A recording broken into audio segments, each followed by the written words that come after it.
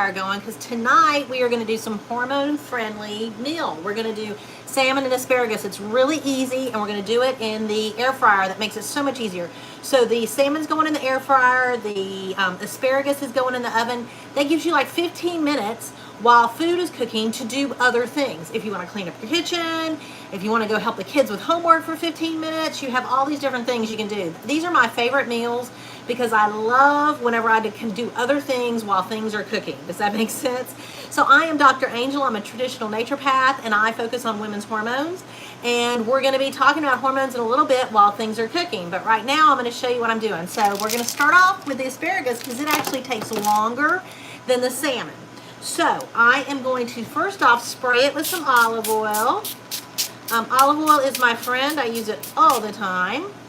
And then I like to use real salt. Real salt comes from Utah, and this has got all the minerals in it that we need. It's not coming from another country. It's just a really good salt, and I really like it, so I'm going to use that. Now I'm going to teach you a trick. And this right here, this is actually cracked salt. It's real salt. It's just bigger, and so you get those bigger pieces of salt. This is great as a finishing salt. So once you're done with something, if you want to put just a little bit of this on top of your food, it's really good. Now this is kind of advanced, but if you have any questions, I don't know how this works, but I will definitely answer your questions if something pops up.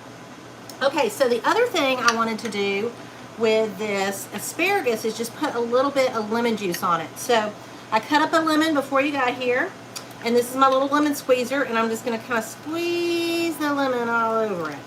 And then I compost in my backyard, so I keep a little thing right here for my compost. I'm going to throw that in there. And then we are putting this in the oven now. So this is the asparagus. It has olive oil, salt, and lemon juice. That's it. It's so good you don't need much else on it. And I'm going to tell my little personal assistant over here, Alexa, set an asparagus timer for 15 minutes. So we're putting the asparagus in the oven for 15 minutes at 4... Anyway, we're putting the asparagus in at 425 for 15 minutes, okay? Now, if you have an air fryer, a good practice is to make sure that you have it going before you put anything in it. You want to heat it up. Just like you heat up the oven, you want to heat up the air fryer. Also, something else I did, it helps keep it a little bit cleaner, is these are from Reynolds. They're air fryer liners. You don't have to do this. But I'll put this in there, especially if I have something with skin on it, like the salmon, and that helps it keep a little bit more clean, because that salmon skin is extremely difficult to clean off the air fryer, okay? So now we're going to look at the salmon here. And again, I'm going to put some olive oil, just spray some olive oil on it. And then some salt.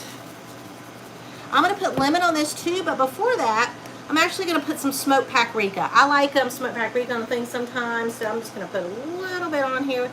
You can do a lot of different things with salmon. Some people put brown sugar. Some people, yeah, you can go sweet, you can go savory. Avocado, you can actually put guacamole on top of salmon, which I love. We're not doing that tonight though.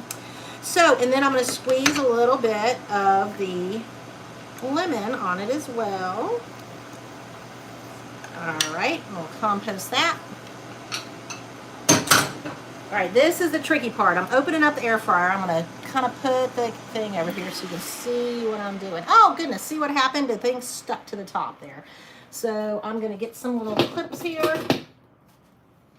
So you shouldn't put these little things in there before you heat it up, I guess. I thought I did that before. Anyway, so now I'm going to put this in there, kind of with my little clippers. If you don't have any of these in your house, I highly recommend getting them. I use them for everything. We have bigger ones too. I can show you in just a second. Let me see if I get this in there right. Okay, got this in there. And I'm going to pick up the salmon now and place it in there. Now we're cooking the salmon at 400 for 10 minutes, okay? So a little less time than that, the asparagus we're doing. So we're putting it in here. It's at 450. We're going to do that for 10 minutes. Alexa, set a 10-minute air fryer timer. Okay, so now I'm going to pick you up and we're going to come over here and we're going to talk about some hormone issues. But before we do that, I wanted to tell you a little story about myself. So I didn't start cooking until I was probably in my late 30s, early 40s. In fact, my whole life I didn't cook. My dad was a great cook. I just ate his food. And my parents made fun of me constantly because I couldn't cook for myself. I just would not do it. And then I got to a point in my life where I realized if I didn't cook for myself, I was going to be in really bad health, and I did not want that. And so I started cooking. But I wanted to show you something fun. This is something that my mother actually made me when I was a little baby. It's a little tiny apron. She wanted me to be able to cook so bad, she made this for me. So it's just so cute. So I still keep this.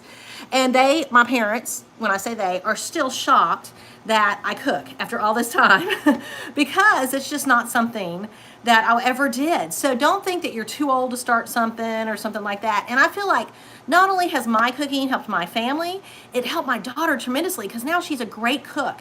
And she's doing this thing this summer. She's just finished her college degree, and she's actually at a, I don't know how to describe it. It's AmeriCorps. She's basically working for the Delaware State Parks this summer. And she actually is cooking a lot for these kids. So I love that I have passed that on to my daughter.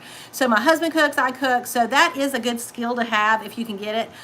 In this series that I'm going to be doing, my little cooking shows, my hormone cooking shows, I'm going to try to show you the easiest things to do that are healthy, that actually you can, they're healthy for you and you can do them quickly. Because that is what I know that for me, that is the most important thing. When I get home from work or when I had a daughter at home, I need things done quickly. But I wanted to talk to you a little bit about hormones while we have this time, and because that's my thing. So if you have any questions, ask me anything, please. But one of the things people talk to me about is just their mornings, like how can they have a good morning? And I just want to say that to have a good morning, you have to have a good night. And it's all these little steps, these little habits that we have to have. And what's most important is consistency, doing tiny little things every day to make our health better. And you'll probably, as you listen to me through my social media and everything, I'm constantly saying that. So when you find something that resonates with you tonight, think, okay, this is something I can start, I can work into my life, and then a week, 2 weeks, a month, you work something else in, okay? So this is not do all this stuff at once. But one of the big things you need to do is to be able to have good sleep habits. So we want a consistent bedtime, right? The new research is showing it's not only how long we sleep, how deep we sleep, but it's doing it consistently at the same time. Our body loves routines. So go to bed, originally we went to bed with the sun and we woke up with the sun, right? Well, we don't do that much anymore. But I highly recommend you're in bed by at least 10 o'clock every night because that's when our body starts preparing for the next day. It starts cleaning everything out, it's repairing, all that kind of stuff. And if you're not sleeping, your body's not repairing, it's not cleaning out, and we don't want that, okay? So you definitely want a consistent bedtime with at least 10 p.m. as your bed. That is to help your hormones function optimally, right? If we're not cleaning out these hormones, if we're not cleaning out the liver where all those hormones hang out, it is not going to be helpful at all. Okay, so something else you want to do.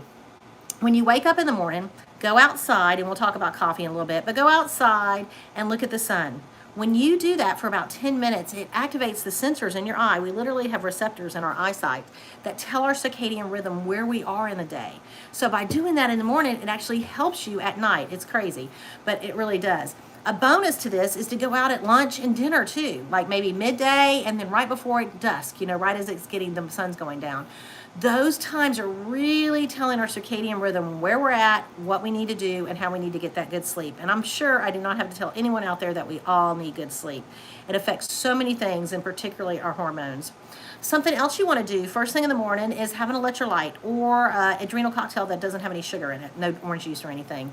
But electrolytes, actually, those are the 4 foundational minerals. So think calcium, magnesium, potassium, and sodium, right? They spark plug everything in our body. They encourage healthy hormone levels. They improve our exercise performance. They help us with mood issues, brain function, all these things. So doing that first thing in the morning sparks all of that. And we really need it first thing in the morning. So our adrenals, they're on top of our kidneys, and they're basically our energy source in our body. And they need sodium first thing in the morning. And they need actually more sodium than any other organ in the body. And so if we can get that sodium in, which is part of those electrolytes, that's helping us get that cortisol off in the morning. That is what wakes us up in the morning. And it's cortisol going down at night, which puts us to sleep. So that's why we need those receptors saying, all right, time to bring the cortisol down, okay? So we talked about getting a good night's sleep. We talked about electrolytes. Next, we're talking about balancing blood sugar. If I had a magic wand, I would just say everyone has to have protein at every meal, all right? Start with doing it at breakfast. That's the most important one. So whenever you break that fast, no matter what time it is, make sure you get 15 to 30 grams of protein in the morning. That is going to set your insulin levels from day. It's going to keep you from being on this hangry roller coaster. And our hormones love that, because when we have protein, our body says, I'm full, I'm satisfied, I don't think you're starving me, I don't think we're in an unsafe environment, so I can do the things I need to do. But if we don't eat, then our body says, hey, I am in this starvation mode, something's going on, it's going to keep you from losing weight, it's going to make your hormones go crazy. We don't want that.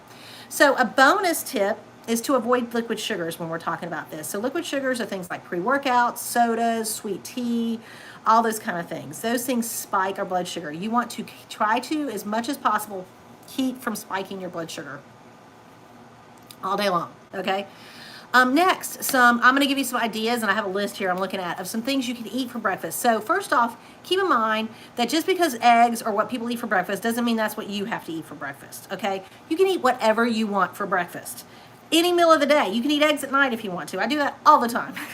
So some breakfast proteins, think about like sausage or ground meat. Protein powder, even if you have nothing else, you could do protein powder. I do that occasionally. Eggs, overnight quinoa, beans and lentils if you're a vegetarian, leftover meat from the night before. That's probably one of the biggest things I do. Nut butters, nuts and seeds. And then you can add in there some healthy fats. My favorite healthy fat is avocado. You heard me talk about olive oil earlier if you want to put that on something. But salmon is another healthy fat. So this salmon I'm making now, I could make it in half and eat part of it in breakfast for the morning. Yes. Coconut, olives. I eat olives all the time. They're another one of my really healthy fats. Again, seeds. Walnuts, I was just eating walnuts earlier. Sardines are another good one. Butter, ghee. I cook my eggs in ghee. And even egg, like hard-boiled eggs are another, that's fat, you know, and breakfast protein. So keep those things in mind. These are things that I share with my people who are in my programs too, because I take them through getting their adrenals right so they have good cortisol. And then we go to insulin and we work on these things. And then we work on your gut and the liver to make sure everything is being focused like that. And then we work on your thyroid and sex hormones. So we go through a series of things to really get your body prepared to fix itself. Now, I mentioned earlier that we're going to talk about coffee. So coffee can be a liquid sugar, even if it doesn't have any sugar in it. When you drink coffee on an empty stomach, your blood sugar spikes. So enjoy the coffee. Don't do more than 16 ounces a day, or it turns from an antioxidant to something else that you don't want. And so 16 ounces or less of coffee every day, but do it with food, okay? So you're not getting those insulin spikes. Now, interestingly, there's an author out there, her name is Isabella Wentz, and she writes about thyroid and adrenals. She's amazing. And she did this huge study with all these people that have gone through her programs, many, many, many thousands. And what she discovered when she asked them, like, what are the best things that have helped you? They said balancing their blood sugar and the electrolytes in the morning, okay? So keep that in mind. If you want to make 2 changes in your life that are going to really make a difference, that is it. Something else I'd like to mention is we talked about cortisol. Cortisol is what, you know, gets us going in the morning, makes us go to sleep at night. It also is dysregulated by stress.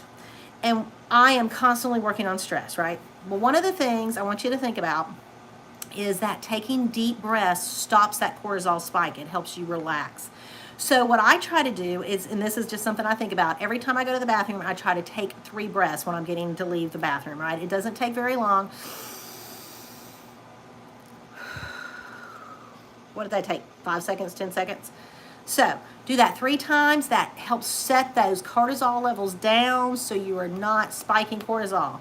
Do it anytime you can. There's research out there on it, randomized studies. I got one right here I can show you. Remarkable increase in our anti-inflammatory abilities when we just deep breathe. So keep that in mind. It's really important. So a blueprint for your morning is going to be, we want to sleep well the night before. We want to look at the sun throughout the day so we can get those receptors. We want to drink electrolytes in the morning to help get those hormones spark plugged. We want to make sure to have 15 to 30 grams of protein, preferably at every meal. And we want to make sure that we deep breathe to help with that stress, okay? So that was my little lesson for the day. We're going to come back over here to the kitchen and see how all my stuff's doing. So real quickly, I'm going to see I have all these little cutting boards. My cutting boards are made out of bamboo. I said that last week, but they are so cool. If you're interested, I can send you a link. They can even be composted after you're done with them, which I think is fascinating. Okay. Your air fryer So this is my air fryer going right now. I'm going to put this right here. I'm going to move things off my stove top. Alexa, please stop. And I'm going to put the asparagus right here. Okay, number one thing, have plenty of these in your house. At least 2, not more. And I'm going to take off my glasses before I open the oven because they get so steamed up, right? So I'm pulling the asparagus out now. I'm sorry. You know what? That was the salmon. Ha! Asparagus is still going. Hold on.